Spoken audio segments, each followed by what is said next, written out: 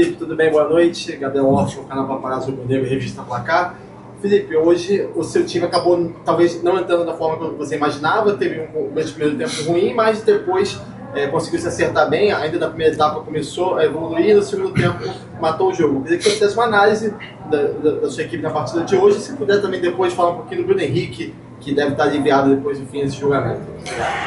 Bom, primeiro que realmente entramos muito abaixo do nosso nível, do nosso ritmo. Parece que estávamos um ritmo abaixo do que a partida pedia. E por muitas circunstâncias, ainda tenho que analisar melhor, mas a verdade é que a nossa pressão não estava encaixando, eles conseguiam sair com uma certa facilidade. Depois com a bola a gente não estava fino, a bola estava lenta, a circulação lenta, perdemos algumas bolas, deu contra-ataques, o time sofreu, até sofreu o gol. E aí, depois de sofrer o gol, já começamos a tentar acelerar um pouco mais, o ritmo de circulação já era um pouco melhor, mas mesmo assim muitos erros, chegávamos com certa facilidade na área do esporte, mas não aproveitávamos as chances e principalmente não conseguimos aproveitar, para mim, aonde estavam, verdadeiramente eles estavam sofrendo, que era mais do nosso lado direito. Nós também estávamos sofrendo do nosso lado direito, mas a gente não conseguia aproveitar bem, e isso nos causou dificuldades. Mas depois sabíamos também que são 90 minutos, que tínhamos que continuar insistindo, continuar sendo sólido, melhorar durante o jogo. E depois das expulsões, claro que o jogo ficou melhor, aí o Luiz Araújo acertou um grande chute, e da volta do intervalo já o time já conseguiu jogar na área do esporte. Aí era, não digo questão de tempo, mas dá para ver que com o volume que eles iam acabar sofrendo mais, e a gente poderia ter mais chance de fazer gol. Não, o Bruno, é ele que tem que falar, né? Tudo que ele que passou. Eu imagino que o dano na imagem dele é irreparável, né?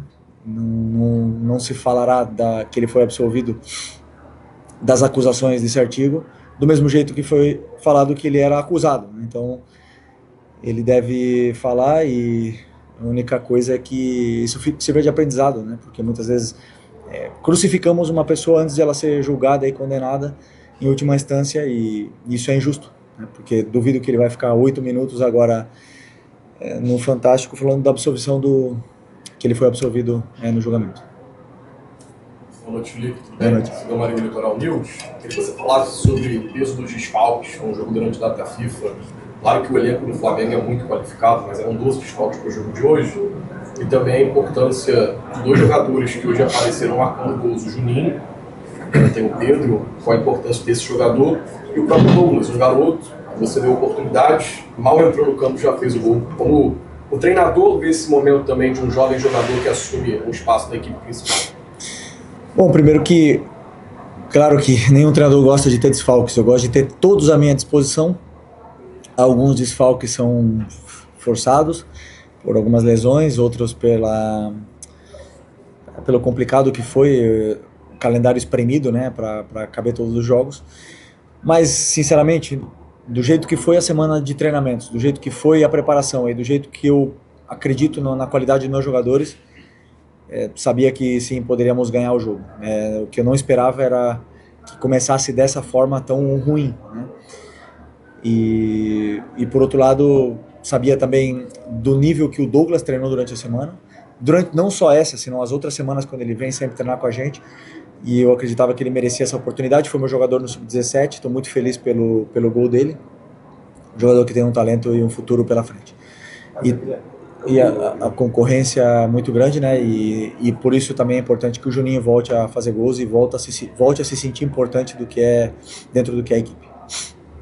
Boa noite. Boa noite. Felipe, contra o Fortaleza, que na ocasião era o penúltimo colocado do Campeonato Brasileiro, e hoje contra o Sport, que é o último colocado do Campeonato Brasileiro, agora já rebaixado. O Flamengo parece que entra no primeiro tempo desligado, parece que entra um pouco perdido assim, e o time adversário acaba se aproveitando desse momento e cresce. Foi assim contra o Fortaleza, e hoje o gol do Sport ali, um erro do sistema defensivo. Queria saber como é que você tem trabalhado isso, assim, para os jogadores já entrarem no campo ligado que o jogo começou e que precisa estar atento nos 90 minutos. Obrigado.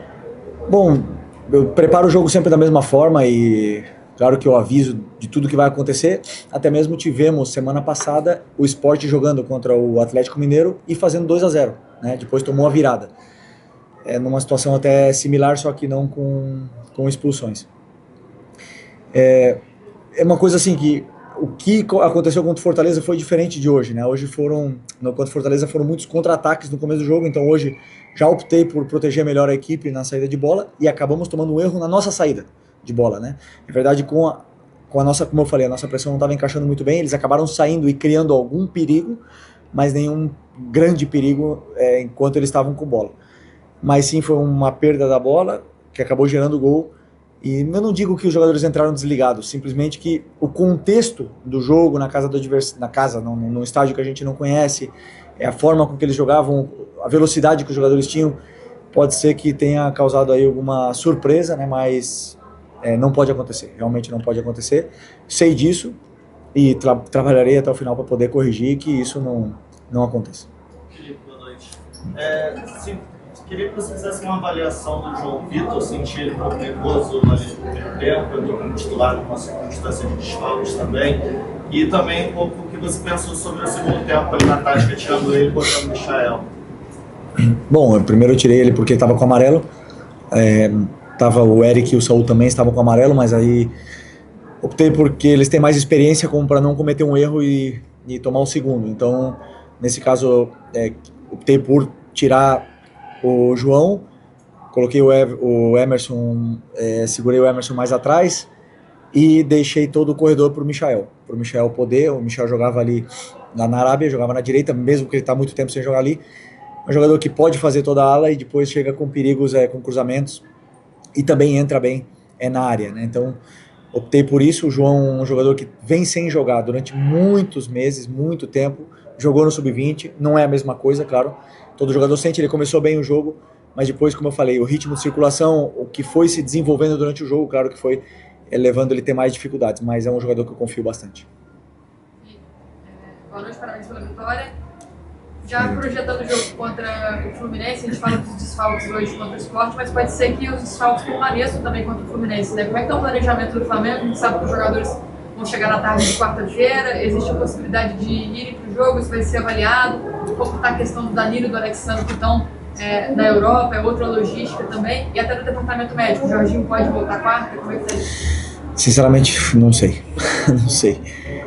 Sei que o Carrascal joga na segunda, se eu não me engano. Não temos meias, né, na equipe, meias de origem mesmo, agora nesse momento sem o Arrascaeta e sem o Carrascal. E durante a semana fiz alguns testes, né, eu optei por essa escalação hoje. Mas conforme forem passando os dias, vamos ver a evolução do Léo, do Pedro, do Jorginho, do Alan, de todos os jogadores que estão no departamento médico. Eu acho difícil que qualquer um deles esteja à disposição do Fla-Flu. Acho difícil pelo que eu vi nessa semana. E também é difícil que os convocados cheguem em plena forma. É uma coisa evidente, né? Se você viaja e chega no dia do jogo, dificilmente você vai estar em plenas condições. Mas alguns deles, não tenho dúvida, que são jovens e vão estar aí, se colocar à disposição de ajudar. E vendo como eles chegam e como foram os jogos das seleções, eu vou tomar a decisão que eu acho que é a melhor. Deve ser um time investido também, provável. Bem Vai ser o que eu achar que eu tenho de melhor, o que eu acho que é o melhor para poder enfrentar o Fluminense do mesmo jeito que foi hoje e do mesmo jeito que é sempre. Felipe, boa noite. Mauro Santana, do canal Mauro Santana. Você citou o Douglas, foi seu jogador no Sub-17, até pela sua história, no seu início de trabalho como treinador. A gente até vislumbrava que jogadores da base do Flamengo pudessem ter maiores oportunidades. Como é que você trabalha essa dificuldade, esse dilema, em querer dar oportunidade para a base, mas também em ter que preservar os atletas? A gente lembra do Iago, por exemplo, que forma a base, saga da base, junto com o João Vitor, não teve tantas oportunidades quanto o João Vitor, né? E outros jogadores que você até trouxe para completar o elenco aqui, mas não consegue dar oportunidade a todos esses atletas. Bom, primeiro que eu sempre, como eu falei para vocês algumas outras vezes, eu coloco o jogador que eu acho que está melhor e que a característica encaixa, independente da idade. Exemplo, o Wallace, por exemplo, jogou antes que o Juninho hoje, porque eu acredito que o Wallace performa melhor no que eu peço para ele, nessa função específica, está no momento melhor que o Juninho, por isso eu optei. Se algum jogador da base está pedindo passagem, está melhor dos jogadores que estão, ou que já formam parte do profissional, sem dúvida que eles vão ganhar o espaço deles. Mas isso não acontece, não está acontecendo nesse momento. Estamos com jogadores como no caso do Arrascaeta, que está fazendo a melhor temporada da carreira e talvez o melhor jogador do Campeonato Brasileiro. Então não tem nesse momento ninguém da base colocando os jogadores do profissional no banco, nem nos treinamentos, nem mesmo na base. Mas eu sempre olho, sempre quero dar oportunidade para eles. Obviamente que é outro nível, né? O que é o jogo do sub-20, o jogo do profissional, é uma história totalmente diferente. Mas é claro que eu já conheço todos esses meninos aí, eu sei que se precisar eu posso contar com eles. Felipe, boa noite. Pedro Paulo Catoni, do Comuna do Fla. Aqui na imprensa pernambucana, durante a semana, esse jogo foi tratado como o jogo da vergonha, a vergonha do século, porque eles abriram mais espaço na arquibancada para a torcida do Flamengo. Então, hoje, pela primeira vez na história, uma torcida visitante foi maior do que a torcida do esporte aqui. E também tem a questão que o povo pernambucano é muito bairrista, eles não aceitam que o torcedor nordestino torça para os times do eixo, como eles falam aqui, no caso do Flamengo, a grande maioria. Eu queria que você falasse desse feito histórico que a torcida do Flamengo conseguiu hoje, de conseguir colocar 15 mil torcedores contra 4 mil torcedores do esporte aqui na Arena, e esse preconceito que tem de parte dos torcedores pernambucanos que não aceitam que a pessoa daqui seja rubro-negro. Cada um tem liberdade para torcer para quem quiser, e se quiser torcer para duas equipes, como eu falo, individualidade de cada torcedor. Eu sou flamenguista desde pequeno, e claro que eu gostava muito do Figueirense, mas eu era mais flamenguista e torcia para duas equipes quando eu era pequeno, né? Figueirense, por ser de Santa Catarina, sempre quis que fosse o time de Série A, mas também por não estar na Série A e não estar competindo por títulos com os grandes. Eu sei a rivalidade que existe entre Flamengo e Sport, e o Flamengo é um clube gigante no Brasil e a torcida em todos os lugares. E todo lugar que a gente vai e tem ido nesse ano, sempre costumamos encher a nossa parte do estádio. Decisões que tomaram, não cabe a mim julgar. O que eu fico feliz é de ver a torcida apoiando. Não fico feliz de a torcida ter vaiado alguns jogadores da nossa equipe, mas, por outro lado, tenho estado muito feliz com a torcida do Flamengo, todo o meu passo aqui pelo clube. Boa noite, de Almeida, BTB Esportes. Hoje você teve um tempo, né, antes dessa partida, para treinar o time durante a semana. Você fez quase que um desabafo no jogo passado sobre a dificuldade de não conseguir ter tempo para treinar, não conseguir ter um espaço entre uma partida e outra para colocar a sua forma de jogar. E hoje, para esse jogo, você teve uma oportunidade de ter mais tempo. Para o próximo jogo vai ter um pouco mais de tempo também. Qual a sua expectativa em relação a isso para preparar o time? E quanto isso pode ser positivo para você, pensando nessa reta final de Brasileiro? E também, ainda sobre a parte de treino, hoje o Samuel Lino saiu, entrou o Everton Cebolinha, que deu um resultado positivo. Você tem treinado essa opção, o Cebolinha ganhar mais tempo em campo? Pode ser uma alternativa a partir de agora, depois também desse jogo? Não, eu testei o Cebolinha também no lugar do Arrascaeta durante a semana. Meu pensamento era começar com ele. Hoje ele vem treinando muito bem. Verdade que ele vem de uma lesão, né, do jogo contra o Botafogo. Mas ele se recuperou e vem treinando muito bem e pedindo passagem. Tá? Essa concorrência entre eles melhoram os dois. Mas hoje a minha opção era começar com os dois juntos. Mas depois, estudando e analisando o esporte, achei que fosse mais interessante aproveitar os espaços que eles deixavam nas costas da defesa.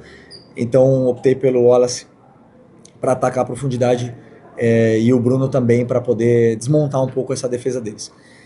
E, bom, depois do jogo sempre é fácil, né? Porque eu imagino um jogo e nem sempre acerto, mas eu imagino um jogo que vai acontecer e em base a isso eu tomo as decisões. Sobre o tempo para treinar sempre é importante, sempre me deixa fazer algumas experiências, deixa criar relações entre os jogadores. E agora para o Fluminense, se eu não me engano, são 4 dias, né? 4 dias. Também são dias aí para a gente poder recuperar primeiramente os jogadores e depois preparar bem esse jogo.